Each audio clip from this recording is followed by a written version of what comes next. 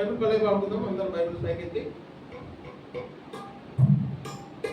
అశ్రేష్టంబౌ గ్రంథములో చోట చూచిన ఆదరణయున్నది, సుఖ దుఃఖములో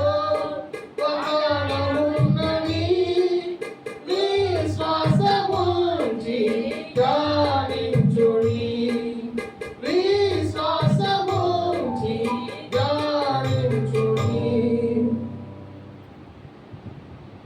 లూకా సువార్త 24వ అధ్యాయము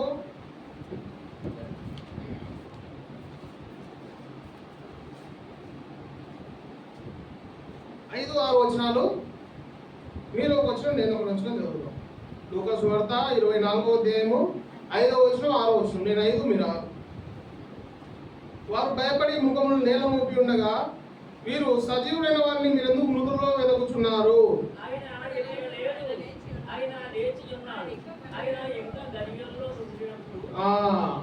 చాలు, చిన్న ప్రార్థన చేసుకుని ప్రభు సహాయం తీసుకున్నాం. మోకరించగలిగిన మోకరించండి. ప్రేమగల తండ్రి యేసుక్రీస్తు దేవా, మరొకసారి మీ దయ చొప్పున నన్ను జ్ఞాపకం చేసుకున్నారు దేవ తండ్రి. ప్రత్యేకమైన సమయంలో ప్రభా యోగ్యంగా మిమ్మల్ని ఆరాధించడానికి ప్రభా మీ కృప మాకు చూపించారు.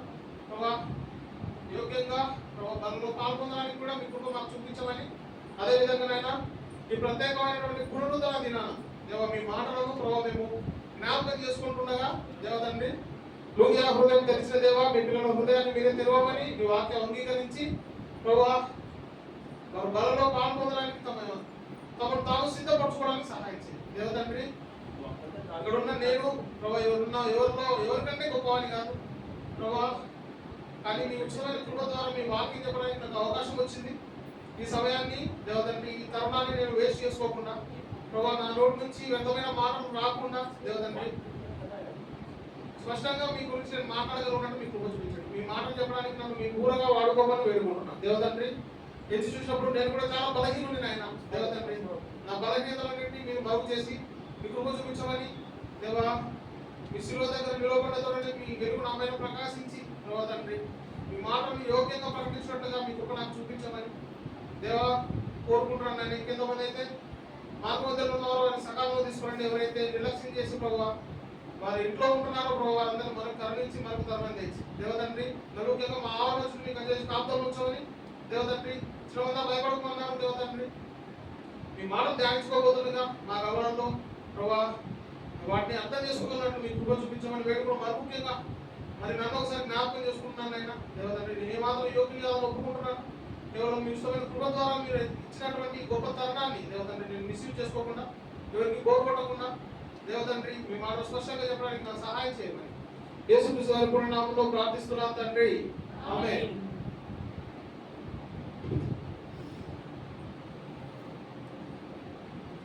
ఎవరికి బోర్ కొట్టకుండా నేను ఎందుకంటే తెలుసా, నేను రక్షిపోకుండా కొత్తలో 2015 ఎరుసలేం ప్రార్థన మందిరం కర్నూలులో ఒక చర్చ్, అక్కడ జయరాజ్ అంకుల్ మీటింగ్ జరిగింది. నేను అక్కడికి వెళ్ళి రక్షిపోకున్న తర్వాత మందిరంలో కూర్చుంటే సైతానుడు ఎంత ఇబ్బంది పెట్టేటోడు అంటే, ఇంకా ఒక 15 నిమిషాల కంటే ఎక్కువ వాక్యం చెప్తే అసలు వినాలనిపించేది కాదు. ఎందుకు వినాలనిపించేది కాదంటే నాకు సరైన రక్షణ లేదు. నేను ఏదో ఆవేశంలో దేవుని అంగీకరించిన తర్వాత వాక్యం వినాలంటే ఆ శ్రద్ధ నాకు ఉండేది కాదు. ఆ విషయం నేను గమనించినప్పుడు ఒక సందర్భంలో అంతలోపే నేను పెరిగి పెద్దోడిని అయిపోయినా, సండే స్కూల్ టీచర్ అయిపోయినా. రక్షింపబడిన ఒక 2 సంవత్సరాల కన్నా నాకు సండే స్కూల్ టీచర్గా పదవి దొరికింది. వెళ్ళిన తర్వాత నేను చెప్తుంటే వాళ్ళ ఫేసులు చూసినప్పుడు వాళ్ళకు కూడా నాలాగనే దోకొట్టేది. అప్పుడు నేను గమనించిన అది. సో మన జీవితం ఎట్లుంటుందో ఎదురు కూడా అట్లే ఉంటారు. కాబట్టి ఏదైనా విషయాన్ని ఎంటర్టైనింగ్ వేలో చెప్తే మనుషులు అర్థం చేసుకుంటారని ఆ రోజు అర్థమైంది నాకు. అప్పటి నుంచి ఈ వాక్యం చెప్పడానికి ఒక కొత్త దారి ఏమెత్తుకుందాం అని ఆలోచన చేసినప్పుడు నేను అర్థం చేసుకున్న విషయం ఏంటంటే, ప్రజలందరికీ ఇప్పుడు ఏం కావాలంటే ఎంటర్టైన్మెంట్ కావాలా. ఏం ఎంటర్టైన్మెంట్? యేసు ప్రభు నిన్ను రక్షించి పరలోకం ఇస్తాడు, నువ్వు పాపం చేసే నరకానికి పోతావు అంటే వాళ్ళు వినరు. ఒక వ్యక్తి ఉన్నాడంట, అతను చాలా నీతిగా బతికేవాడంట, అతను పరలోకానికి వెళ్ళినాడంట, ఒక వ్యక్తి ఇట్లా ఉన్నాడంట అని ఏదైనా ఉపమానం రీతి చెప్తే వాళ్ళకి అర్థమైంది. యేసు ప్రభు గారు కూడా అదే ప్యాటర్న్ ఫాలో అయినాడు. అప్పుడు నాకు అర్థమైంది ఇది చాలా సింపుల్ ఉంది.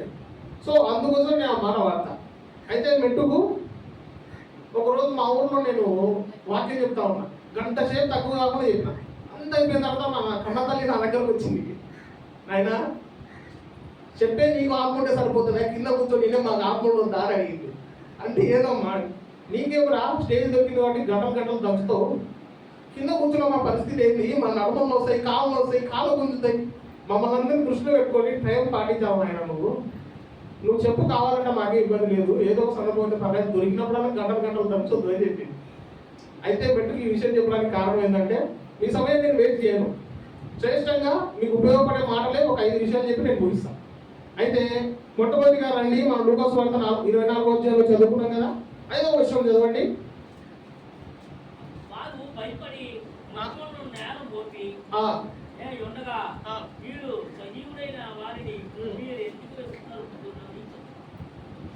సజీవుడైన వారిని మీరెందుకు మృతులలో వెదకుచున్నారు. సజీవుడైన ఈ దేవుణ్ణి వాళ్ళు ఏం చేస్తున్నారంట, మృతులలో వెతుకుతున్నారంట. అంటే ఏంటి, సమాజంలో వెతుకుతున్నారు. ఆయన శిష్యులకు సందర్భం వచ్చిన ప్రతిసారి చెప్పుకుంటూ వచ్చాడు. ఏమని చెప్పుకుంటూ వచ్చాడంటే, మీ అందరి పాపాల కొరకు నేను చనిపోతా, మీ అందరి కొరకు నేను అప్పగింపబడతా, 3వ దినాన్ని వస్తా, భయపడొద్దని అని చెప్పినాడు. ఎవరితో? శిష్యులతో. ఇప్పుడు నేను ఏం చేశానంటే, మొన్న మా ఊరికి వెళ్ళినా, మా అమ్మకి చెప్పిన, అమ్మ నేను రేపు కాకినాడ పోతున్నా, శనివారం మళ్ళీ వస్తా అని చెప్పొచ్చిన. ఇప్పుడు మా అమ్మ దాని గురించి చింతించదు, శనివారం వరకు ఏం చేస్తుంది, శనివారం ఏం చేస్తుంది, ఫోన్ చేస్తుంది, నేనా శనివారం వస్తా అంటే కదరా, వస్తున్నావా అని. ఇప్పుడు శిష్యులకు ఏం చెప్పాడు, చనిపోయిన తర్వాత 3వ రోజు తిరిగి లేస్తారు. ఇప్పుడు చనిపోయి ఎన్ని రోజులు అవుతుంది, 3వ రోజు అవుతుంది. వాళ్ళు ఏం చేయాలా, ఈ రోజంతా ఏం చేయాలా, ఎదురు చూడాలా, అంతే కదా. 3వ రోజు అయింది కదా, యేసు ప్రభు ఏం చెప్పినాడు, ఈరోజు మేమందరం ఈరోజు నేను లేసానని ప్రభువు చెప్పినాడు కదా, సరే ఈరోజు లేసాడు చూద్దామని వెయిట్ చేయాలా. That is discipleship. అదే కదా శిష్యత్వం అంటే. యేసు ప్రభు మీద ఎక్కువ నమ్మకం పెట్టుకోవాల్సింది ఎవరు, శిష్యులే. ఎందుకు? 3 రీజన్స్ ఉన్నాయి. ఫస్ట్ రీజన్, ఆయన చేసినటువంటి అద్భుతాలు వాళ్ళు చూసినారు. అవునా? 5 రొట్టెలు 2 చేపలు ఎంతమందికి పంచినాడు? చూసింది ఎవరు, పంచింది ఎవరు? శిష్యులే కదా. చూసింది శిష్యులే, పంచింది శిష్యులే. అవునా? సో ఈ అద్భుతం చూసిన వాళ్ళు తర్వాత పుట్టు గుడ్డి వాళ్ళని స్వస్థపరిచినప్పుడు పక్కన ఉంది ఎవరు? శిష్యులే కదా. సో వీళ్ళు ఇంత అద్భుతాలు చూసినారు కాబట్టి ఖచ్చితంగా ఆయన చెప్పిన విషయాన్ని నమ్మాలి. రెండోది, ఆయనతో పాటు వాళ్ళు ఏం చేసినారు, నడిచినారు, ప్రయాణం చేసినారు. ఇప్పుడు ఒక వ్యక్తితో మనం పర్సనల్ కనెక్షన్ ఉందనుకోండి, నాతోటి నా స్నేహితుడు తిరుగుతూ ఉన్నాడు అనుకోండి, నన్ను గురించిన విషయాలను నన్ను అడగాల్సిన అవసరం లేదు. మీరు ఎవరిని అడగవచ్చు, నా స్నేహితుడిని అడిగి తెలుసుకోవచ్చు. ఆ వినోదు రేపు పొద్దున్న 9 గంటలకు ఎక్కడ ఉంటారు అని అడిగితే క్లియర్గా చెప్తాడు. పొద్దున్న 9 గంటలకు వాడు టిఫిన్ చేసి పలానా టీ స్టాల్ దగ్గర టీ అవుతున్నాడు ఫోన్ చేస్తాడు. అంటే ఏంది, సహవాసం. వాళ్ళకు ఆయనతో అంత సహవాసం ఉంది. రెండోది. మూడోదిగా ఆయన వారికి బోధించినాడు. ఏ విషయాలు బోధించినాడు? మర్మాలు చెప్పినాడు. ఆయన విత్తువాన్ని గురించిన ఉపమానం ఉంది, మీకు తెలుసు కదా. ఒక వ్యక్తి ఏం చేశాడు, విత్తనాలు విత్తినాడంట. విత్తిన తర్వాత దాని గురించినటువంటి కంక్లూజన్ వాళ్ళకి ఇలా, ఎందుకంటే వాళ్ళ మనసులు కఠినమైపోయి వాళ్ళు ఆ బోధ వినడానికి ఇష్టపడకపోతే శిష్యులు యేసు ప్రభు దగ్గరకు వచ్చిన తర్వాత, ప్రభువా విత్తువాన్ని గురించిన ఉపమానం చెప్పినావు కదా, అసలు దాని కంక్లూజన్ అయితే మాకు అర్థం కదా. రోడ్డు పక్కన వాడడం అంటే ఏంటి, ముళ్ళ పొదలో వాడడం ఏంటి, గచ్చ పొదలో వాడడం ఏంటి, ఫలించడం అంటే ఏంటి, ఏది సంగతి అని అడిగితే ఆయన వారికి కూర్చోబెట్టుకొని ఏకాంతంగా ఎన్నో బోధనలు చేసినాడు. సో ఇంత పర్సనల్ కనెక్షన్ ఉన్నటువంటి శిష్యులు దేవుని అనుమానించవచ్చా, మృతుల్లో ఎత్తవచ్చా? మన జీవితం కూడా ఆలోచన చేసుకోండి. మనము ఎంత పర్సనల్ కనెక్షన్ ఉంటాం. నేను నా జీవితంలో 24/7 చర్చిలోనే ఉన్నటువంటి ఎంత చర్చలో ఉన్నా సరే, ఎంత దేవునికి దగ్గర ఉన్నా సరే ఒక అనుమానం మనకు ఉంటుంది. ఏమనుమానం? ఇది జరుగుతుందో లేదో, ఇది అవుతుందో లేదో, ఇస్తాడో లేదో, చేస్తాడో లేదో. ఇంకా ముందే ఏదైనా ప్రిపేర్ అయితే బాగుంటుంది, ఏదైనా చేస్తే బాగుంటుంది, ఏదైనా చూస్తే బాగుంటుంది అని మనం ఆల్టర్నేటివ్ కోసం ఎదుగుతూ ఉంటాం. సంపూర్ణంగా దేవుణ్ణి నమ్మం. శిష్యుల జీవితంలో కూడా ఇదే జరుగుతుంది, మన జీవితంలో కూడా ఇదే జరుగుతుంది. దేవుడు, నా జీవితంలో ఈ కొరత ఉంది, నా జీవితంలో ఈ ఇబ్బంది ఉంది, నా జీవితంలో ఈ బాధతో నేను నడిపించబడుతున్నా, నన్ను కాపాడు అని మనం అడగడానికి ఇష్టపడం. మనల్ని ఎవరైనా రక్షించగలుగుతాడేమో, పలానా నాయకుడి దగ్గరికి వెళ్తే బాగుంటుందేమో, పలానా జడ్జి దగ్గరికి వెళ్తే బాగుంటుందేమో, పలానా పోలీస్ స్టేషన్కి వెళ్తే బాగుంటుందేమో, వీటన్నిటి విషయంలో మనము ఎంత ఇంట్రెస్ట్ చూపిస్తామో మన అపనమ్మకం చేత శిష్యులు కూడా సేమ్ టు సేమ్ మనలాంటోలే కదా, వాళ్ళు కూడా మనుషులే పాపం. వాళ్ళు కూడా ఏం చేసినారంటే సజీవుడైన వాటిని వాళ్ళు ఏం చేస్తున్నారు, మృతులలో ఎదుగుతున్నారంట. అయితే మనందరం గుర్తించుకోవాల్సిన విషయం ఏంటంటే, ఈ దేవుడు ఏమై ఉన్నాడంటే సజీవుడుగా తిరిగి లేచినాడు. నీ జీవితంలో, నా జీవితంలో కూడా కొన్ని విషయాల మీద మనము తిరగబడలేము. ఏ విషయాలు అవి? నిన్న ఎఫ్రాయిం వాక్యం చెప్పాడు కదా, కొన్ని విషయాల్లో మనం ఏం చేస్తామంటే పట్టుబడిపోతాం. ఏదైనా ఒక పాపం చేయాల్సిన సందర్భం వస్తే, ఏదైనా ఒక అబద్ధం ఆడాల్సిన సందర్భం వస్తే, ఏదైనా ఒక తప్పు చేయాల్సిన సందర్భం వచ్చినప్పుడు మనుషుడు ఏం చేస్తాడంటే వద్దు అనుకొని తిరిగిపోడు. సరే చూద్దాం, ఇది చిన్నదే కదా, సరే ఇది మామూలే కదా, ఇది అందరు చేసేదే కదా, ఇది అందరి జీవితంలో ఉండేదే కదా అని మనుషుడు ఏం చేస్తాడంటే చాలా నెగ్లెక్ట్ చేస్తాడు. అవునా? మన జీవితంలో కూడా యేసు ప్రభువారు మన కోసం చేసిన ఈ గొప్ప త్యాగం మనం అందరం చూసినాం. ఆయన ఎంతగా మన కొరకు తన శరీరాన్ని అప్పగించుకుంటూ వచ్చినాడో, ఎంతగా తన జీవితాన్ని అప్పగించుకుంటూ వచ్చినాడో. మీరు విన్నారో తెలియదో, ప్యాషన్ ఆఫ్ క్రైస్ట్ ఆ మూవీ తీసిన డైరెక్టర్ పేరు మెల్ గిబ్సన్. అయితే ఆ సినిమా అంతా ఆయన తీసుకుంటూ వచ్చిన తర్వాత మొత్తము 230 రోజులు సంథింగ్ ఆయన షూటింగ్ చేసినాడు. షూటింగ్ చేసిన తర్వాత ప్రమోషన్ చేస్తారు కదా, ప్రమోషన్స్ కోసం వచ్చినాడు. ప్రమోషన్ కోసం వచ్చిన తర్వాత ఈ చేస్తున్నారు కదా, ఈ మూవీ చేసినప్పుడు మీరు ఏం గమనించినారు అని అడిగితే, ఆ సినిమా క్రూ మెంబర్స్ అంటే లైట్లు పెట్టేటోళ్ళు, లేకుంటే నటించేటోళ్ళు అందరు కలిసి ఆల్మోస్ట్ 150 మంది పనిచేసినారంట. 150 మందిలో దాదాపు 90 మంది బాప్తిజం తీసుకున్నారంట. ఎప్పటికి?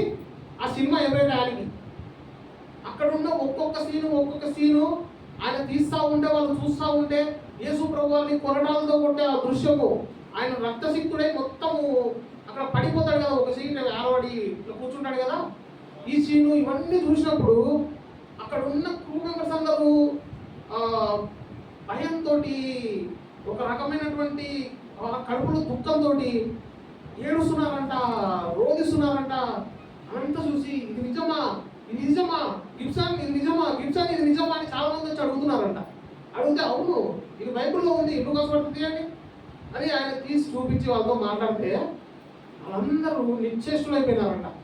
అమెరికా అంటే క్రైస్తవ దేశమే కదా, వాళ్ళందరికీ యేసు ప్రభువు తెలుసా తెలీదా? మనకే తెలియదు. మనమే మొన్న ఒక 2000 సంవత్సరాల క్రితం నుంచి రక్షింపబడినట్టున్నాం, కోపం వచ్చినప్పటి నుంచి కదా. కానీ వాళ్ళందరూ యేసు ప్రభుని ధర్మశాస్త్రాన్ని అనుసరించి యూదా నుంచి వాళ్ళందరూ ఆ జాతంతా అమెరికాలో విస్తరించింది. వాళ్ళందరికీ దేవుడి భయం ఉంది. సో ఇటువంటి వాళ్ళు కూడా అప్పటికి వాళ్ళు దీని గురించి క్లియర్ అవగాహన లేదు వాళ్ళకు. అందరూ చదువుకుంటూ వచ్చినాడు, యేసు మన కావాల వరకు మరణించాడు, సమాజం తెలియలేదు, విషయ కూడా అయింది అంటే అది సింపుల్గా తీసుకున్నారు. ఆ విషయం చూసినప్పుడు ఆ సినిమా క్రూ మెంబర్స్ అందరూ కూర్చొని నిజంగానే తమ పాపాలను పోనీ వెలిగించిన దగ్గరికి వెళ్ళి, అయ్యా మేము ఇప్పుడే యేసు మాకు బాప్తిసం కావాలంటే, అయ్యా నేను బాప్తిసం ఇచ్చేంత గొప్పని కాదు, పిలిపిస్తాం మీకోసం పాస్టర్ అని చెప్పి 3 సేవకులను పిలిపించి మొత్తం అందరికి బాప్తిసాలు ఇప్పించినాడు. సో ఈ సందర్భం నేను ఎందుకు చెప్తున్నా అంటే, నిన్న మనం చూసిన మూవీలో దేవుడి త్యాగం మనం చూసినాం కదా, ఆయన అంత త్యాగం ఎందుకు చేశాడంటే నీవు నేను ఆయనకు నమ్మకస్తులుగా ఉండాలని. ఒకసారి ఆలోచించండి, ఒక పుత్రుడు, ఒక అమ్మాయో అబ్బాయో మనకు జన్మిస్తే వాళ్ళ కొరకు మనం అన్ని సదుపాయాలు చేసేసినాం, వాళ్ళకు ఒక ఇల్లు కట్టించినాం, ఒక కారు ఇచ్చినాం, మంచి వ్యక్తిలో లేకుండా మంచి స్త్రీలో ఇచ్చి వివాహం చేసినాం. అన్నీ అయిపోయిన తర్వాత నీకు 60 ఏళ్ళు వచ్చినా నువ్వు మాకు వద్దు ఏదైనా వృద్ధాశ్రమానికి వెళ్ళిపోండి, ఆ తల్లిదండ్రులకు ఎట్లుంటుంది? ఓర్చుకోగలుగుతారా? దేవుడు కూడా అంతే. ఆయన నీకోసం ఇంత చేసిన తర్వాత, మన జీవితంలో ఆయన ఇన్ని మేలు చేసిన తర్వాత, మనం అన్ని అనుభవించిన తర్వాత చివరికి ఏం చేస్తామంటే, దేవుడిని ఏం చేస్తున్నామంటే మరలా సిలువ వేస్తున్నామంట. అపోస్తలుడైన పౌలు ఎంతో బాధతో చెప్తాడు, మరలా సిలువకు అప్పగిస్తున్నాం మనం. మన ప్రవర్తన ద్వారా, మన చేష్టల ద్వారా, మన మాటల ద్వారా, వీటన్నిటి ద్వారా మనం ఏం చేస్తున్నామంటే ఆల్రెడీ సిలువలో మన కొరకు మరణించే దేవుడిని మళ్ళీ సిలువకే పంపిస్తున్నాం. ఇవన్నీ ఎందుకు చేస్తున్నాం? అపనమ్మకం. శిష్యులకు ఏ విధంగా అయితే యేసు ప్రభు వారు లేస్తారు అని చెప్పిన తర్వాత కూడా వాళ్ళు వెళ్ళి ఆ సమాధిలో తొంగి చూసి వాళ్ళ అపనమ్మకాన్ని రుజువు చేసుకున్నారు. అయితే ఆయన తిరిగి లేవడం ద్వారా మనుషులకు ఏం జరిగింది? రండి, కొలస్సీయులకు రాసిన పత్రిక 2వ అధ్యాయం 12వ వచనం. కొలస్సీ 2:12.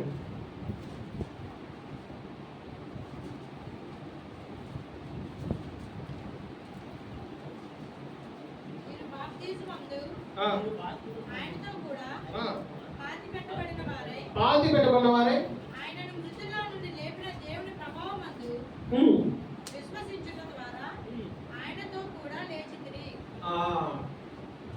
అయితే సింపుల్ విషయం ఏంటంటే, ఇందాక మనం ఆరాధన వర్తమానంలో చర్చించుకున్నట్టుగా యేసు ప్రభు మన కొరకు మరణించడం ద్వారా మనం ఏమైపోయినామంటే మన పాపములకు పరిహారం పొందినాం. రెండోదిగా ఆయన తిరిగి లేవడం ద్వారా మనం ఏం సంపాదించుకున్నామంటే మన పాపములకు విమోచన సంపాదించుకున్నాం. సో ఆయన లేవడం ద్వారా మనం కూడా తిరిగి లేచిన వారమైనాం. ఆ మాట యొక్క సారాంశం అదే. సో ఆయనకు ఏ విధంగా అయితే ఇది మనము పునరుద్ధానము, రెండోసారిగా జన్మ అనుకుంటున్నామో, యేసు ప్రభు నందు బాప్తిజం తీసుకున్న మనందరం కూడా రెండో జన్మలో ఉన్నాం. అర్థమైందా? పాత జన్మ ఏంది? పాపంతో నిండింది. మనము యేసు ప్రభు నెరవేర్పు మనం ఎన్నో పొరపాట్లు చేసినాం. మనం తెలుసో తెలియకో మనం ఎన్నో తప్పులు చేసినాం. మన శరీరము లేకుంటే మన ఆత్మ దేని కోరుకుంటే అది మనం చేసుకుంటూ వచ్చినాం. కానీ వన్స్ మనం యేసు ప్రభువుని నమ్ముకున్న తర్వాత, బాప్తిస్మంలో మనం సాక్ష్యం ఇచ్చిన తర్వాత మనకు ఇది రెండో జన్మ. ఈ రెండో జన్మ ద్వారా దేవుడు మన జీవితంలో ఏం చేసినట్టే ఒక కొత్తదైనటువంటి జీవితం మనకు అనుగ్రహించినాడు. సో ఆయన లేవడం ద్వారా నీకు నాకు ఏమవుతుందంటే ఒక కొత్త జన్మ లభించింది. అయితే యేసు ప్రభు వారిని నమ్ముకొని తిరిగి లేచినటువంటి ఈ దేహాన్ని కలిగి ఉన్నటువంటి మనం ఏ విధంగా జీవించాలా అనేది ఒక 3 విషయాలు మనం చూసుకొని తొందరగా ముగించుకున్నాం. మొట్టమొదటిగా రండి, కొలస్సీయులకు రాసిన పత్రిక 3వ అధ్యాయం 1వ వచనం.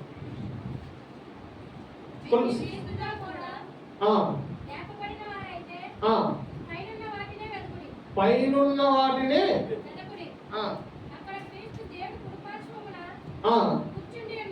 కూర్చుండి ఉన్నాడు. చాలా కాదు.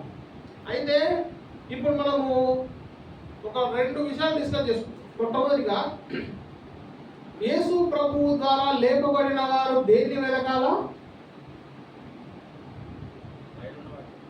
సింపుల్ చదివినా కదా ఇందాకనే. మనం చదువుతున్నా వచ్చిన 3:1 కొలస్సీ,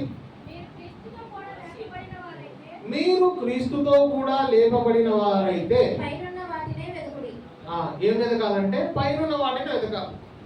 పైనున్న వాటిని వెతకండి అంటే అర్థమైంది, కింద కూడా కొన్ని ఉన్నాయి అర్థం. అంతేనా?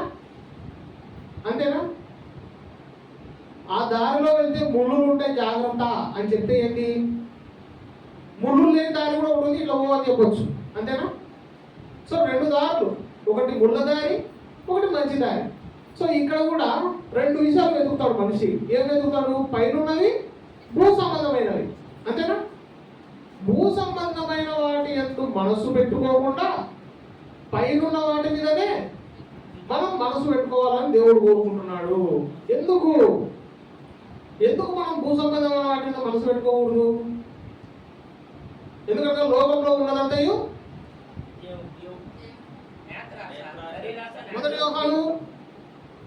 మొదటి యోహాను 2వ అధ్యాయము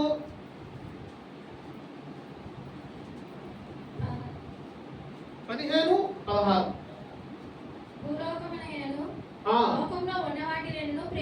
లోకాన్నైనను లోకంలో ఉన్న వాటిని ప్రేమించొద్దండి. ఎందుకంటే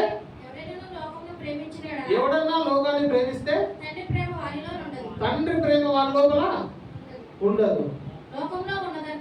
జాగ్రత్తగానండి. లోకంలో ఉన్నదంతయు అనగా శరీరాశ, నేత్రాశ, జీవకుడంబం అవి లోక సంబంధమైనవి. లోకంలో ఏముంది? ఈ లోకంలో నీకంటూ ఏముంది? ఆమె చెప్తావేనా? లోకంలో ఒక ఇల్లు లేకపోతే ఎట్లా? లోకంలో ఒక మంచి పేరు లేకపోతే ఎట్లా? లోకంలో ఒక మంచి బాధ్యత కలిగినటువంటి గుర్తింపు లేకపోతే ఎట్లా? అవును, అవన్నీ మనకు ఉండాలా. మనం ఏం రోడ్డు మీద ఏం లేకుండా అంటే ఒడ్డీ తిరగాలని కాదు దేవుడు చెప్పేది. కాకపోతే లోకంలో కొన్ని పాపాలు ఉన్నాయి, పాపకు ఇష్టమైన పనులు ఉన్నాయి, ఈ భూ సంబంధమైన కొన్ని తప్పులు ఉన్నాయి. అది మన జీవితంలో ఉండకూడదని దేవుడు కోరుకుంటాడు. దేవుడు నువ్వు అన్ని వదిలేసి అనాథలాగా బ్రతుకని చెప్పాడు.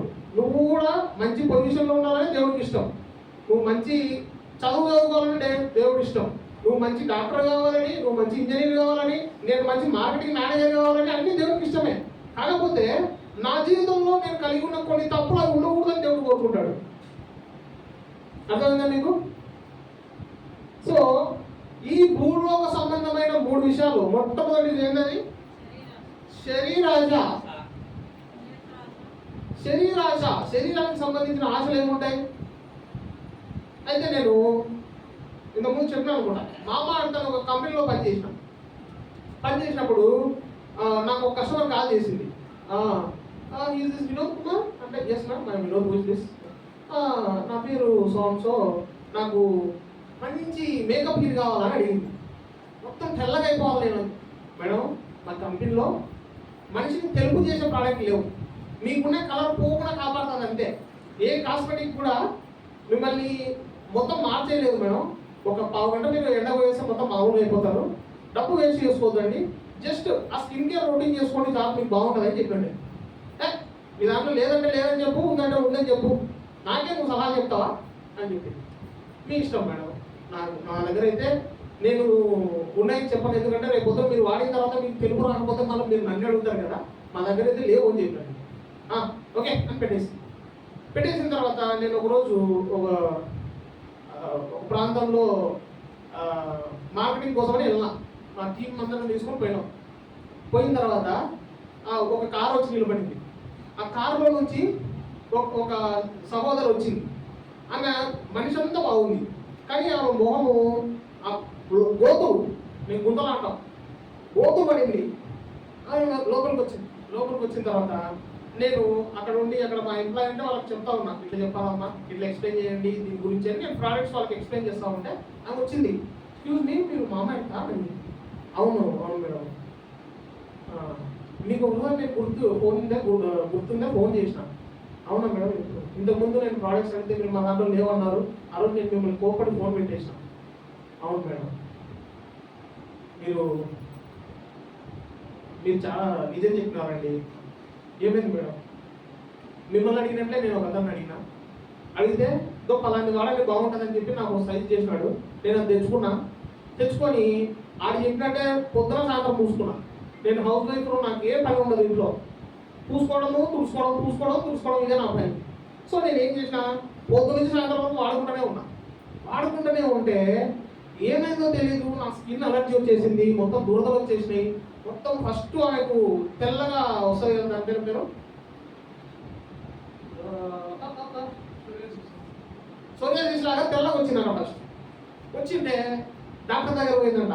మళ్ళీ డాక్టర్ ఏదో మందులు ఇస్తే అవి వాడిన తర్వాత ఆ ప్రాంతంలో చిన్న గోతుల్లాగా సహోదరులకు వస్తాయి కదా, అక్కడ గోతుల్లాగా వచ్చింటే సారం ఏం సార్ పరిస్థితి, మళ్ళీ ఇప్పుడు దీన్ని ఎట్లా పోగొట్టుకెళ్తారు అంటే మళ్ళీ ఎట్లా పోగొట్టుకెళ్ళని అడుగుతావు.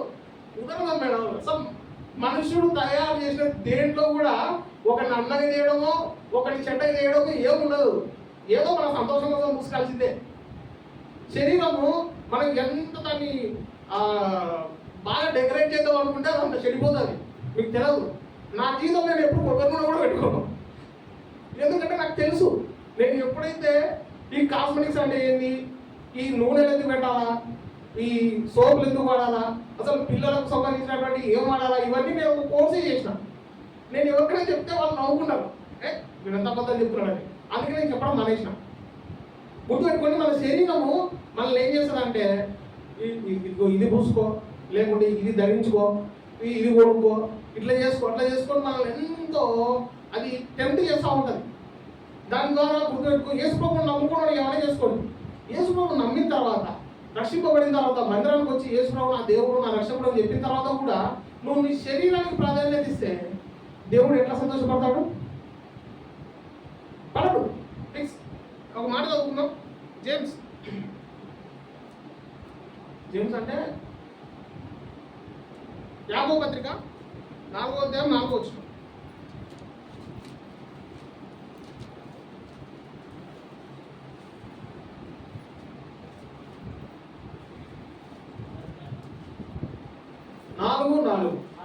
ఈ లోక స్నేహము దేవునితో వైరమని మీరు ఎరుగరా. మొట్టమొదటిగా మనం ఏం చేస్తామంటే మన శరీరానికి ముస్తాబు చేయాలని చూస్తాం. రెండోదిగా మనం ఏం చేస్తామంటే మన శరీరాన్ని అంటే మనము లోకంతో స్నేహం చేయడానికి ఇష్టపడతాం. ఎందుకు ఇష్టపడతాం? లోకంతో మనం ఎందుకు తిరగాలని ఇష్టపడతాం? లోకం మనకు చాలా అందంగా కనపడుతుంది. లోకంలో జరిగే ప్రతిదీ కూడా మనకు ఎంతో మంచిగా అనిపిస్తుంది. అబ్బా వాళ్ళందరూ చూడ ఎంత సంతోషంగా తిరుగుతున్నారు, రోజు బయటికి వెళ్తారు, అదంతా తిరిగి వస్తారు, ఆ బండి దగ్గర పాడిపూడి తింటారు, ఈ హోటల్కి పోయేస్తారు, ఆ షాపింగ్ పోయేస్తారు, ఇంత ఎంజాయ్ చేస్తున్నారు లోకంలో. నేను చూడు పొద్దు నుంచి సాయంత్రం వరకు శనివారం అయితే శుక్రవారం అయితే బైబిల్ అంటారు, గురువారం అయితే ప్రార్థన అంటారు, పొద్దు నుంచి సాయంత్రం వరకు ఇదే నా జీవితం అయిపోయింది అని చాలా మంది బాధపడుతుంటారు. గుర్తుపెట్టుకోండి, ఇది ఎంత శ్రేష్టమైనదో మీకు మనకు ఇప్పుడు అర్థం కాదు. ఒక సమయం వస్తుంది, సమయం వచ్చినప్పుడు మనం బతుకుతున్నటువంటి ఈ జీవితము ఎంత శ్రేష్టమైన జీవితమో మనకు అర్థమవుతుంది. ఆ రోజు దేవుడు చెప్తాడు, బలా నమ్మకమైన మంచి ఈరోజు నువ్వు సినిమాలు చూడకుండా, వ్యభిచారం చేయకుండా, దొంగతనం చేయకుండా, నీ శరీరాన్ని అపవిత్రపరచుకోకుండా నువ్వు జాగ్రత్తగా ఉన్నావు, వెరీ గుడ్ రా అని చెప్తాడు. ఆ రోజు మనం ఎంత సంతోషపడతామో అంత సంతోషపడతాం. మీకు అందరికీ తెలుసా, డాక్టర్లకు లేదా లాయర్లకు లేదా రకరకాల ప్రొఫెషనల్లోకి ఎన్ని సోదరులు ఉంటాయో తెలియదు, కానీ నాకు నిమిషానికి ఒక సోదర. నా టీం కింద పని చేయకపోతే నేను నాన్న పని చేయ తండ్రి అంటే వాడు అసలు మానేవాడు. ఏం చేయాలి నేను అన్ని తిట్టాలా? తిడితే ఏమైంది? తప్పు చేస్తా. తప్పు చేసి ఏమైపోతా? దేవునికి విరోధం అయిపోతా. అంతేనా? మా వాళ్ళు టార్గెట్ లేకపోతే నెలకోసారి పెద్ద మందుబాటు పెడతాం. ఇంకా చెప్పకూడదు కానీ ఇంకా చాలా ఘోరాలు జరుగుతాయి.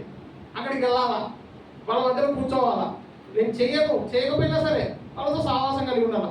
బయటకు వస్తే వాళ్ళు ఏమంటారు, పెద్ద భక్తునివి, పెద్ద నీతివంతునిలే అని వాళ్ళ సనువులు ఇవన్నీ చూసుకుంటా ప్రభువా ఏ రోజు పడిపోతున్నా తెలియదు, నేను గట్టి పడిపోతా.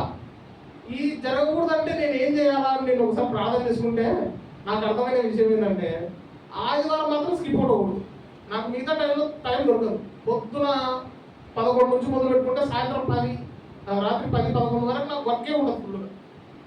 తర్వాత నేను చేయగలిగే పని ఏంటంటే వారం నన్ను శుద్ధి చేసుకోగలగడమే. ఇది ఒకటే కదా నా చేతులు ఉండేది. చాలా మంది ఏం చేస్తారంటే ఏదైనా పాపం చేసి ప్రభువా నేను పాపం చేయకుండా నాకు సహాయం చేయ ప్రభువా అంటే నువ్వు అబద్ధం ఆడుతుంటే దేవుడు వచ్చి నీ నోరు మూసాడా? ఎవరు మూసుకోవాలా? మనమే. మన జీవితంలో మనకేమో ఆశ. ఇప్పుడు ఆదాముకి ఏం ఆశ ఉంది? పండు తినాలని ఆశ ఉంది. అవ్వ వచ్చి తింటామంటే తింటా తీసుకొని తిన్నాడు. ఒక్క మాట అన్నా, అమ్మ వద్దన్నాడు అమ్మ ప్రభువు, మనం తినకూడదమ్మా అని ఒక్క మాట కూడా ఉంది అసలు ఆదాం. ఎంత ఆశ్చర్యకరమైన విషయం. మన జీవితంలో కూడా మనం పాపం మీద ఆశ కలిగి ఉండి మన శరీరము ఏ తప్పులు చేసినా సరే మనం ఏమనుకోకుండా మనం దేవుడి మీదకి వేస్తాం. ఇట్లా మనం చేయకూడదు. బల్లలో చేయి వేయాలంటే బాప్తిజం తీసుకున్న నువ్వు ఎవరైనా సరే గుర్తుపెట్టుకో, నీ శరీరం సంగతి ఆలోచన చేసుకో. ఎట్లుంది? పవిత్రంగా ఉందా? నువ్వు నీ శరీరానికి ఏమేమి ప్రాధాన్యత ఇస్తున్నావు వాటన్నిటిని దేవుని దగ్గరకు వచ్చి నువ్వు ఒప్పుకుంటేనే బలలో చేయి వేయచ్చు. రెండోదిగా శరీరాశ తర్వాత ఏ ఆశ? నేత్రాశ. నీ కన్ను చెడ్డదైతే నీకు అంతా చెడిపోతావు. ఒక మాట ఉన్నది బైబిల్లో రండి, కీర్తన గ్రంథము 119వ అధ్యాయం 18వ వచనం.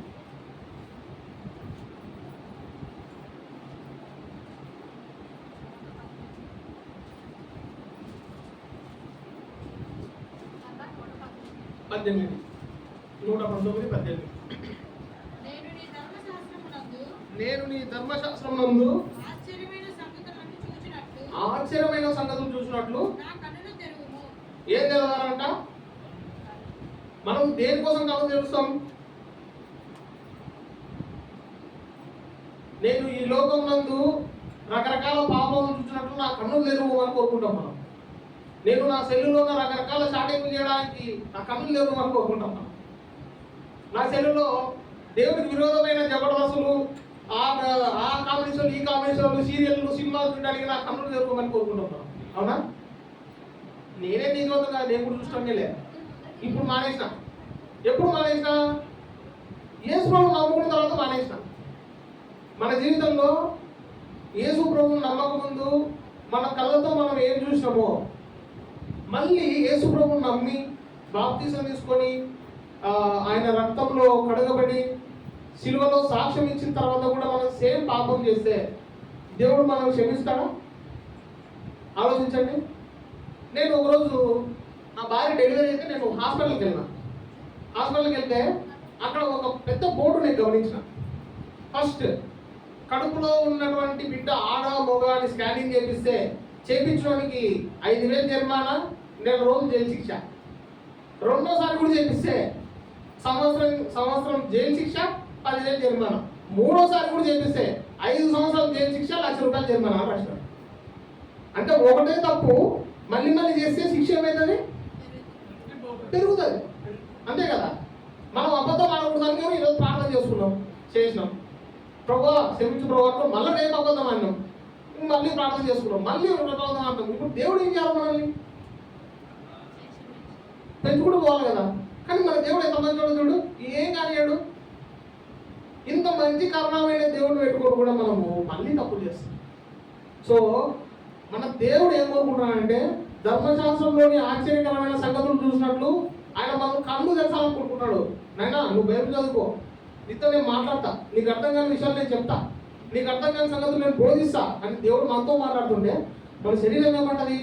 ఒక్కసారి ఫేస్బుక్ చూడు, ఏదో నోటిఫికేషన్ సౌండ్ వచ్చింది, ఒక నిమిషం ఓపెన్ చేసి మళ్ళీ క్లోజ్ చేసి బైబిల్ చదువుకుంటాను. ఒక్కసారి యూట్యూబ్ చూడు, వాక్యం కూడా యూట్యూబ్లో కూడా వాక్యమే కదా ఇదే విను అంటారు. మనల్ని ఏం చేస్తుందంటే బైబిల్కు దూరంగా డైవర్ట్ చేస్తారు. ఈ విషయంలో గుర్తుపెట్టుకోండి, నేత్రాశ విషయంలో అసలు మనుషులు ఎవరు జయించలేడు. జయించాలంటే ఒకటే ఒక ఆయుధం ఏంటంటే దేవుని దగ్గర రావడమే. ప్రభు నాకైతే చాలా కదా నేనైతే ఈ విషయంలో అయోగ్యునే, కానీ నా కొరకు తిరిగి లేచిన నువ్వు అన్నింటిలో సమర్థుని కదా, నాకు సహాయం చేయి. నేను ఈ నేత్రాశను జయించాలి. లోకంలో ఉండేది ఏది నాకు కనపడకూడదు, కనపడే నేను టెంప్ట్ కాకూడదు అనుకొని నేను వాళ్ళందరూ తాగుతుంటే ఇట్లే కూర్చుంటా. ఏ మీటింగ్ పోయినా సరే కూర్చుంటా.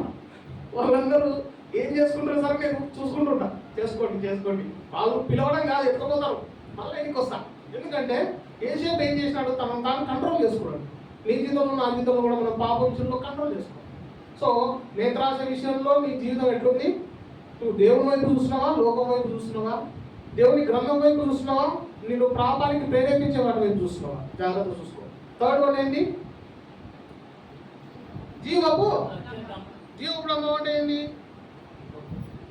ఇంగ్లీష్లో ఉంటుంది సెల్ఫ్ ప్రైడ్ అని ఉంటుంది. అంటే ఒక రకంగా చెప్పాలంటే గర్వం. మనం ఏం చేసామంటే యేసు ప్రభువును నమ్మడంతో మనకి ఏదో పెద్ద కిరీటం వచ్చి అయిపోయింది.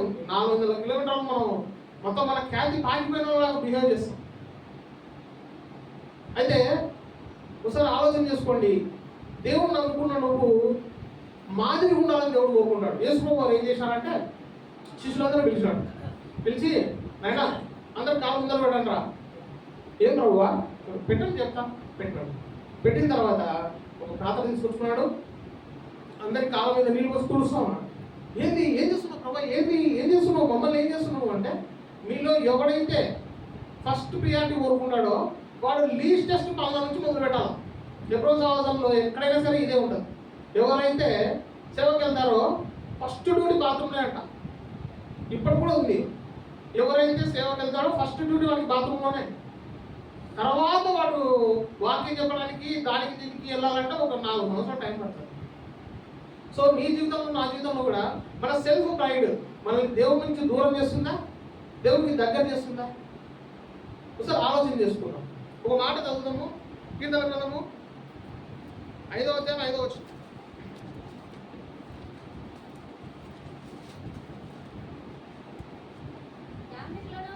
డాంబికులను నీ సన్నిధిని నిలవలేడు.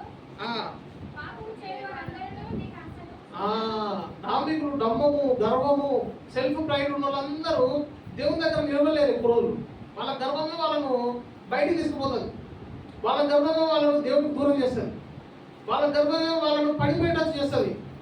గుర్తుపెట్టుకోండి, నీ జీవితంలో నీకు ఎంత సక్సెస్ వచ్చినా, నీ జీవితంలో నువ్వు ఎంత మంచి పొజిషన్లో ఉన్నా, నీ జీవితంలో నువ్వు దేవుని వల్ల ఎన్ని మేలు పొందితే నువ్వు అంత డౌన్ టు ఎర్త్ ఉండాలి. కానీ నీకు జరిగిన చిన్న మేలును బట్టి నువ్వు ఆకాశానికి ఎగిసిపడకూడదు. గుర్తుపెట్టుకో. నేను ఒక సహోదరుని చూసాను. నేను ఆయన ఇద్దరము ఆల్మోస్ట్ సహచరులం. ఆయన 10th, నేను ఇంటర్. ఆయన ఇంటర్, నేను 10th. ఆయన 10,000 రూపాయలు జీతం సంపాదించుకోడు. అప్పుడు క్రమం తప్పకుండా 1వ తేదీ సాలరీ వస్తే వెంటనే వెళ్ళి దశంభాగం ఇచ్చేటోడు. తర్వాత దేవుడు ఆయన ఆశీర్వదించి ఒక 30,000 సంథింగ్ ఆయన శాలరీ వచ్చింది. 3,000 చాలా జాగ్రత్తగా పోయి ఇచ్చేటోడు. ఏం జరిగిందో తెలియదు. ఒక 50,000 శాలరీ వచ్చిన తర్వాత దశంభాగం ఇవ్వడంలో ఆయనకు 5,000 ఇవ్వాలన్నా మందిరానికి. 5,000 ఏదో 1,000 రూపాయలు 2,000 అయితే ఏమనుకోవచ్చు, అంత ఎందుకులే అనుకొని ఒక 1,000 రూపాయలు 2,000 అట్లా ఇచ్చేటోడు. తర్వాత అయినా సరే దేవుడు మంచోడు కదా, దశంభాగం లేదా మనకు ఎదుగుదామని ఆపడు ఆయన. అయినా సరే ఆయనకు మంచి ఉద్యోగం వచ్చి ఒక 1,00,000 రూపాయలు జాబ్ వచ్చింది ఆయనకు ఇంజనీర్గా. ఆ కంపెనీ హైదరాబాద్లోనే ఉంటాడు, సాఫ్ట్వేర్ ఇంజనీర్ ఆయన. అయితే 1,50,000 ప్యాకేజ్ వచ్చింది. నెలకు 1,20,000 సంథింగ్ ఆయనకు అకౌంట్లో పడతాయి. సో ఏం చేశాడంటే ఇంకా అయిపోయింది, నెలకు 12,000 ఇవ్వాలి. ఇప్పుడు దేవుడే వద్దున్నాడు, నెలకు 12,000 అస్సలు వద్దనుకొని జస్ట్ దశంభాగం ఇవ్వాలనే ఉద్దేశంతో మందిరానికి రావడం మానేశాడు ఆయన. అలా భార్య వస్తుంది, అలా పిల్లలు వస్తారు, అలా తల్లిదండ్రులు వస్తారు, వీడు మాత్రం రాడు. ఎందుకంటే నేను మందిరానికి వెళ్తే దశంభాగం ఇవ్వాలి. సో ఒక సందర్భం వచ్చింది, హైదరాబాద్లో నేను కూడా తిరిగిన పని చేసినా కాబట్టి ఆయన కనపడితే నేను 2-3 సార్లు కనిపించిన. ఏమన్నా బాగున్నారా, ఎక్కడికి వెళ్తారు మందిరానికి? చాలా మంది అంటే బ్రదర్ పోయినా నుంచి దశంభాగం వాక్యాలు చెప్తుంటారు. 1,000, 2,000, 12,000 ఇవ్వాల్సి వస్తుంది నేను. అదేంటన్నా, ఒక దశలో 10 ఏళ్ల క్రితం నువ్వు 1,000 రూపాయలు దశంభాగం 10,000 సంపాదించినప్పుడు ఎంత నిజాయితీ ఇస్తుంటుంది. ఈ రోజు ఏమైంది? 1,000, 2,000 అయితే ఏమనుకోవచ్చు, ఇంత పెద్ద ఆడేస్తాము. అవునా, తప్పు కదన్నా వాక్యానికి. ఏమో కదా మీరు అంటారు, మా సూర్యం గారు కానీ. సరే, మనకు మొన్న 3 ఏళ్ల క్రితం రెసిషన్ వచ్చింది తెలుసా మీకు? సాఫ్ట్వేర్ ఉద్యోగాలన్నీ అయిపోయినాయి, క్లోజ్ అయిపోయినాయి. అందులో మొట్టమొదటి లిస్టులో మొట్టమొదటి తెలియదే ఆయన. ఆ విషయం జరిగిన తర్వాత ఎప్పుడైతే రెసిషన్లో ఆయన జాబ్ పోయిందో, మళ్ళీ ఈయన దొంగ సర్టిఫికేట్ పెట్టలా, ఇదేమి సరిగ్గా పని చేయని వ్యక్తి కాదు, అన్నింటిలో పర్ఫెక్ట్. ఆయన జాబ్ ఎందుకు పోయిందో తెలియదు. ఆయన ఒక 3 వారాలు 4 వారాలు రెసిషన్ జరిగిన తర్వాత నాకు ఫోన్ చేసినాడు. నేను కర్నూలులో ఉద్యోగస్తులు కావాలను, నెలకు 20,000 జీతం అని ఒకరోజు పోస్ట్ పెట్టాను. నా కింద ఒక టీం మెంబర్ ఒకరు మానేసింటే నేను పెడితే ఆయన నాకు ఫోన్ చేసినాడు. ఆ స్టాటస్ చూసి, నా తమ్ముడు ప్రైలాడ్ తమ్ముడు ఎక్కడున్నావు? ప్రైజ్లాడ్ అన్నాడు. అబ్బా ప్రైజ్లాడ్ అంటున్నాడు అని అన్న ప్రైజ్లాడ్ అన్నా. ఏమైందన్నా? బాగున్నాను తమ్ముడు. ఎక్కడ ఉన్నావు తమ్ముడు? కర్నూలులో ఉన్నానని చెప్పాను అన్న. అప్పుడు తిరుపతిలో ఉంటున్నా చెప్పాను అన్న. అంటే అదే కర్నూలులో జాబ్ ఉందని పెట్టినావు కదా, మళ్ళీ ఫైనల్గా ఎంత ఇస్తారు అని అడిగాడు. అని ఎవరున్నారన్నా అని అడిగిన. నేనే వస్తాను తమ్ముడు అన్న. అదేందన్నా వీళ్ళకి 1,00,000 ప్యాకేజ్ నువ్వు రావడం ఏందన్నా? లేదు తమ్ముడు, పరిస్థితులు బాగాలేవులే. ఏమైంది? నీకు వదిన గొడవలేనా? కాదు. ఇంట్లో పరిస్థితులు బాగాలేక, ఆరోగ్యం బాగాలేక అప్పులు చేసినావా? కాదు. ఏమైంది? నా జాబ్ పోయింది. అంత సునాయాసంగా నీ జాబ్ ఎట్లా పోయింది? ఏం చేస్తావు తమ్ముడు, నా దరిద్రం బాగాలేదు, దేవుడు నాకు అన్యాయం చేసినాడు. దేవుని పేరు ఎత్తామంటే బాగుండదన్నా నువ్వు అని చెప్పి. నువ్వు దేవుడికి నమ్మకంగా ఉన్నావా? 1,000 రూపాయలు వచ్చినప్పుడు మాత్రం దశంభాగం డైరెక్ట్ ఇచ్చి జాగ్రత్తగా ఇచ్చినావు. కానీ దేవుడిని ఆశ్రయిస్తే దేవుడిని నెగ్లెక్ట్ చేస్తావా? ఇప్పుడేమో దేవుడు నన్ను అన్యాయం చేశాడు అంటావా? అంటే నీకు మంచి జరిగినప్పుడేమో దేవుడు మంచోడు, నీకు చెడు జరుగుతా మాత్రం దేవుడు నీకు చెడ్డవాడు.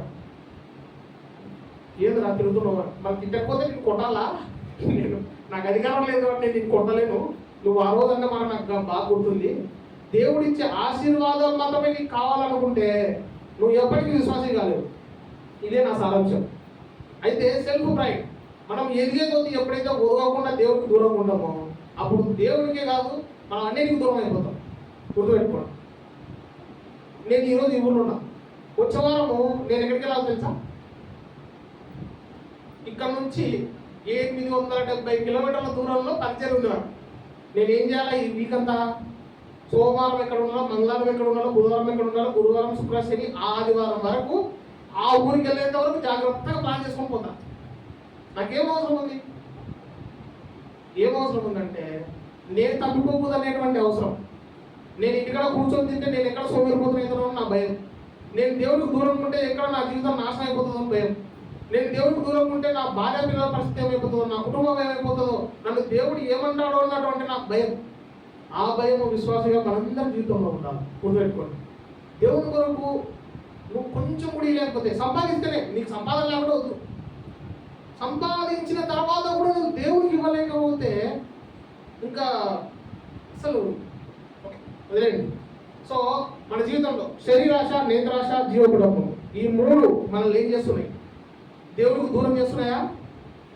దూరం ఉండొద్దండి, దాన్నే దూరం పెట్టండి. నా శరీరమా, నన్ను ఈ పాపం చేయమని నువ్వు ప్రేరేపించొద్దు. నా కళ్ళారా, నేను పాపం చూసేటట్టు నన్ను చేయొద్దు. నా లోపల ఉన్న గర్వమా, నన్ను దేవుడికి దూరం చేయొద్దు అని నువ్వు దాన్ని దూరం పెట్టుకుంటే ఏసేపు ఏ విధంగా అయితే భద్రత కాపాడుకున్నాడు అలాగే నువ్వు కూడా కాపాడుకోగలుగుతావు. తర్వాత పైనున్న వాటిని వెతకండి అన్నాడు కదా. ఏంటా పైనున్నవి? రండి, లూకాసు వార్త 24వ అధ్యాయము. లూకాసు వార్త 24వ అధ్యాయము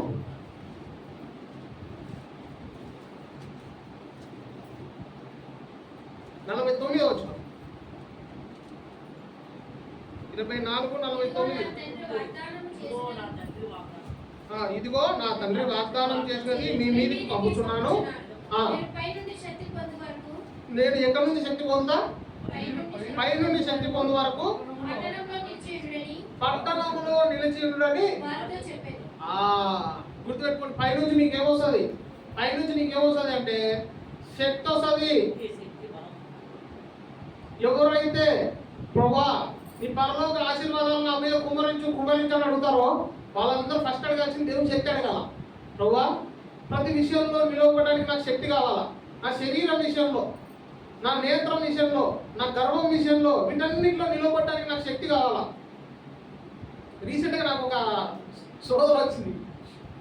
నేను ఒక పెద్ద చర్చికి వెళ్ళిన, వాక్యం చెప్పి దిగిన తర్వాత అందరూ అన్నా సూపర్ అన్న బాబా అంటుంటే నాకు ఇరిపోతుంది. ఇంత పెద్ద మందిరం వాళ్ళందరూ నన్ను పొగుడుతున్నానే, ఇంకా జయరాధన నేను ఇంటర్నేషనల్ స్పీకర్ అయిపోతానేమో అని నా మనసు నన్ను ఇంకా గర్వంతో నింపుతుంది. కూర్చున్నా అన్న ఆ రోజు నాకు ఫోన్ చేసినాడు. అన్న మీరు మా దగ్గరికి వాడపడడానికి రావాలన్నా పండగ ఫోన్ చెప్పినాడు. చెప్పిన తర్వాత నేను వాక్యం ప్రిపేర్ కావాలి కదా, సరే ప్రిపేర్ అయినామని కూర్చుంటే ఇదే వాక్యంగా వచ్చింది. గర్విష్ఠుడు అమ్మ వాక్యం చెప్పే తర్వాత కూడా దేవుడు సైతానికి గర్వానికి గురి చేస్తాడు. నువ్వు బాగా చెప్తున్నావు ఒక్కడంటే చాలు, ఆ రోజంతా ఇంకా నిద్ర రాదు సంతోషంతో. సో ఒక్కొక్క సోదరులు ఉంటాయి. సేవకులకు తగిన సోదరులు సేవకులకు ఉంటాయి, మాలాంటి విశ్వాసం తగిన సోదరులు మాలాంటి వాళ్ళకు ఉంటాయి, మీలాంటి వాళ్ళకి తగిన సోదరులు మీలాగా ఉంటాయి. అయితే ఏదేమైనా సరే సైతాన్ని ఏం చేస్తాడంటే శోధించడానికే అడుగుంటాడు. వాడు కత్తి అంచులో పెట్టుకొని నిలబడి ఉంటాడు, ఎప్పుడు దొరికితే అప్పుడు కోసేద్దామని. కానీ గుర్తుపెట్టుకోండి, వీటన్నిటి నుంచి తప్పించుకోవాలంటే మనకి ఎక్కడి నుంచి శక్తి కావాలా? పై నుండి మనకి శక్తి కోరుకోవాలా. ప్రభువా రోజు రోజుకు నేను నీ ద్వారా, నీ శక్తి ద్వారా వీటన్నిటిని జయించాలా. ఈ మూడు ప్రతిరోజు మనకు ఎదురుపడతాయి. నా లైఫ్లో అయితే నాకు ఈ మూడు ప్రతిరోజు ఎదురుపడతాయి. ఏదని? శరీరాశ, నేత్రాశ, జీవకులం. ఈ మూడు ప్రతిరోజు మనిషి జీవితంలో ఉంటాయి. నీ చదువు ద్వారా కానీ, నీ అందం ద్వారా కానీ, నీ ఆస్తి ద్వారా కానీ, లేదంటే నీకు ఉన్నటువంటి వాటి ఏ విషయమైన ద్వారా ఏదో ఒక శోధన నీ జీవితంలో వస్తుంది. దీన్ని నువ్వు తప్పించుకోవాలంటే ఏం చేయాలంటే ప్రభు దగ్గరకు వచ్చి ప్రతిరోజు పొద్దున సాయంత్రం నువ్వు ప్రార్థన చేసుకుంటావుగా, పై నుండి నీ శక్తి నాకు కావాలి ప్రభువా. నువ్వు నా కోసం చనిపోయి తిరిగి లేచి నా కోసం నువ్వు ఇంత ప్రయాసం పడితే నేను వీటిని జయించలేకపోతే నేను ఎంత దుర్భరం అయిపోతా. కాబట్టి దీని నుంచి నన్ను తప్పించు అని నువ్వు అడిగితే ఆయన ఏం చేస్తాడంటే గలతీయులకు రాసిన పత్రిక 4:26 గలతీ 4:26 బోర్ కొట్టిందా?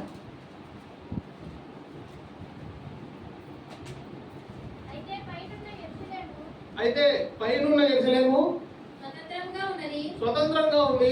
అది మనకు తల్లి. అయితే చివరిగా నువ్వు పైనుండి ప్రభు శక్తిని పొందితే ఆ పైన పరలోకం యెరూషలేము నీకు తల్లి, ప్రశాంతంగా నీ తల్లి ఒడిలోకి వెళ్ళిపోతావు, అంటే పరలోక రాజ్యానికి వెళ్ళిపోతావు. ఎప్పుడైతే నువ్వు నీ శరీరాన్ని ఆస్వాదం చేసుకొని జీవిస్తావో మనల్ని ఎవరు కాపాడలేరు. అయితే ఒక చిన్న విషయం చెప్తా. యేసు ప్రభు గారు చనిపోయి తిరిగి లేచాడు కదా, తిరిగి లేవడానికి ప్రూఫ్స్ ఏంటి అంటే యేసు ప్రభు గారు 8 సందర్భాల్లో ఆ శిష్యులకు కనపడుతూ వచ్చినాడు. 8 సందర్భాల్లో కనపడిన ప్రతిసారి ఆయన ఏం చేస్తూ వచ్చినాడంటే వాళ్ళని బలపరుస్తూ వచ్చినాడు. ఎందుకు? నేను వెళ్ళిపోతున్న జాగ్రత్తగా ఉండండి, నేను వెళ్ళిపోతున్న జాగ్రత్తగా ఉండండి, నేను వెళ్ళిపోతున్న జాగ్రత్తగా ఉండండి. వాళ్ళకు చెప్పిన ప్రతి సందర్భంలో శిష్యులు ఏం చేశారంటే యేసు ప్రభు చనిపోయిన తర్వాత భయపడి మళ్ళీ మన చేపల వెడికి వెళ్ళిపోతాం, ఏమి యేసు ప్రభు లేడు కదా అనుకోకపోతే వాళ్ళ దగ్గరికి వెళ్ళి మరి వాళ్ళని బలపరుస్తూ వచ్చినాడు. కారణం ఏంటంటే మనుషుడు బలహీనుడని దేవుడు తెలుసు, ఎందుకంటే సృష్టించింది ఆయనే కదా. కాబట్టి నీ జీవితంలో నా జీవితంలో మన బలహీనతలన్నీ మన ప్రభువుకు తెలుసు.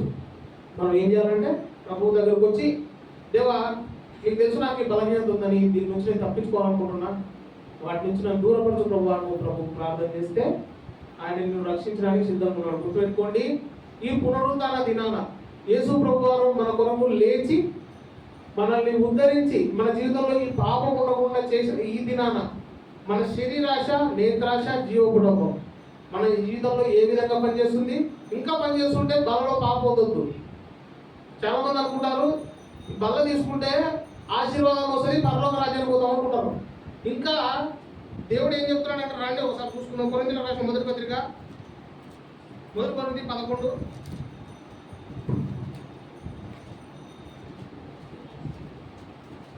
ఎవడు అయోగ్యంగా ప్రభు యొక్క రొట్టె తిన్నో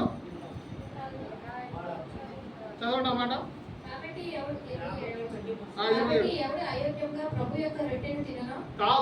ఎవడు అయోగ్యంగా ప్రభు యొక్క రొట్టెను తినో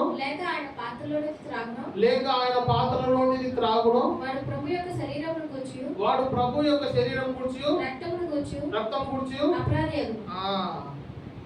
చాలు, ఈ రోజు చనిపోయేది వద్దు. మనం బ్రతుకున్నాం అందరం సంతోషంగా దేవుడి మధ్యలో ఉండాలి. అంటే ఏం చేయాలంటే అన్ని విషయాలు సరి చేసుకోవాలి. ప్రభువా అయోగ్యంగా ఉన్న నేను, నన్ను సరి చేయనైనా, నా శరీరం బాగలేదు, నా కళ్ళు బాగలేవు, నా మనసు బాగలేదు, నా లోపల గర్వం నిండింది, ఇవన్నీ నుంచి నన్ను దూరపరచు, నేను ఈ బలలో చేయవేస్తాను ప్రభువా అని మనము ఒప్పుకొని జెన్యూన్గా ఆయన దగ్గరకు వచ్చి బలలో చేయవేద్దాం. రండి, ఎవరినైతే దేవుడు సంధించాడో మోకాళ్ళ మీదకి వచ్చి మీ పాపం సరి చేసుకొని బలలో పాల్గొంది. దేవుడి మాటలు దీవించుగాక.